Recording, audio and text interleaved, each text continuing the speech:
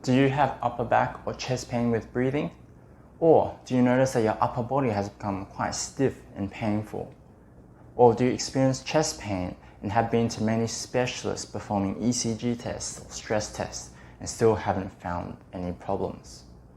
Hi, my name is Quentin and I'm a physiotherapist here at Pain-Free Physiotherapy and Allied Health, and I'm going to talk to you about upper back pain or chest pain. Like low back pain, upper back pain is a common type of injury that can be caused by many different things. So this may be from a specific event such as an injury or from direct trauma, but most of the time it can be from a gradual build-up or onset, and you may not be able to remember a specific event that caused it. So one of the most common causes of upper back pain is due to our posture. Having poor posture, especially while you're moving or working, can cause injury to the upper back. And even just staying in an awkward and poor posture for long periods of time, like when you're working in front of a computer, driving long distances, or just sitting on the couch watching TV, can result in upper back pain. This is because it can put a lot of stress on the muscles and joints in our back over time, which our backs are not really used to. So upper back pain can also be caused by problems in the thoracic spine. The thoracic spine consists of 12 vertebrae, and then we have our rib cage that protects our organs.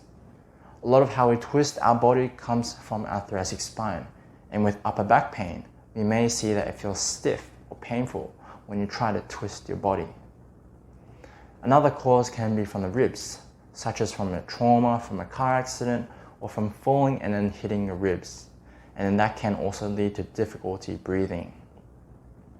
Now there may be instances where you also experience chest pain as well as upper back pain at the same time, but this can be separated into two types, so non-life-threatening and then life-threatening causes.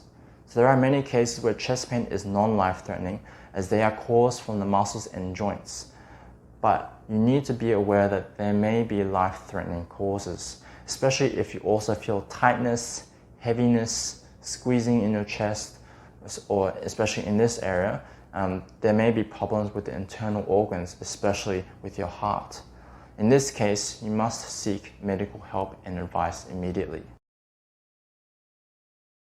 If the doctors suspect that your upper back pain is caused by problems in your spine, they may send you to get some form of imaging, such as an X-ray or an MRI scan.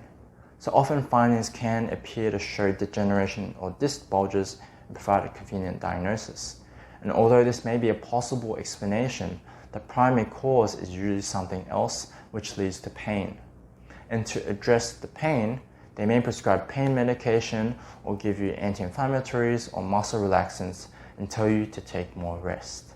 So it's important that if you do feel pain, tightness, heaviness, or squeezing type feeling in the chest, that you tell your GP or doctor immediately. In the initial assessment, it is important to know the specific details of your upper back pain and your medical history in order to rule out any red flags.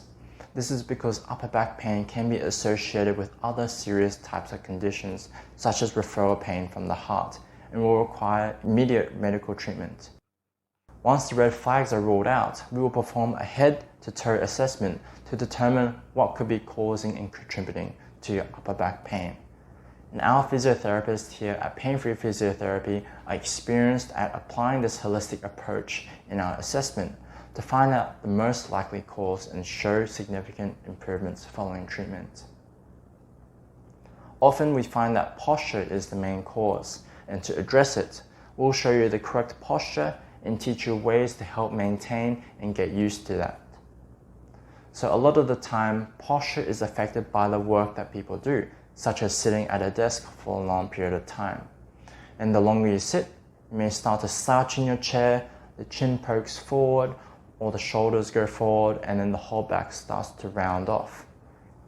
So it's important to take regular rest breaks, so standing up, having a little walk every 30 minutes if you need to sit in a chair in front of a computer for long periods of time. Because the longer you sit in a bad posture, the more stress and strain you put on the muscles on the joints in the back. The way that your work setup is also important, as it can affect your posture as well. Ideally, you should be sitting on a chair adjusted so your hips are around the same height as your knees. And in some cases, shorter people may not be able to reach the ground with their feet, so they tend to sit at the front of the chair, making their hips higher than their knees. And this increases the arch in our lower back and then can actually cause more stress in that area as well as the upper back while you hold that position for a long time. So if your feet can't reach the floor when you sit all the way back in the chair, you should prop your feet up on a footstool so your hips and knees are around the same height. The table should also be at elbow height, and if you're using a keyboard and mouse, they should be placed directly in front of you so your arms are not outstretched. These can make you hunch forward. One manual therapy technique we may perform is called subscapularis muscle release. And often we find that the subscapularis muscle becomes quite tight and can actually mimic symptoms such as upper back or chest pain. And this muscle can be reached from under the armpit area as it sits in the front side of the shoulder blade. At the end of the initial treatment session, we'll be outlining 3 main points in the treatment plan with you. So number 1, what is the cause? Number 2, what treatment do you need? And number 3, how many sessions or how long will it take for you to achieve your goal? So, if you are experiencing upper back pain and aren't getting the results you want from other treatments, constantly taking medication to hide the pain, feel free to contact our clinic and we'd be happy to answer your questions on upper back.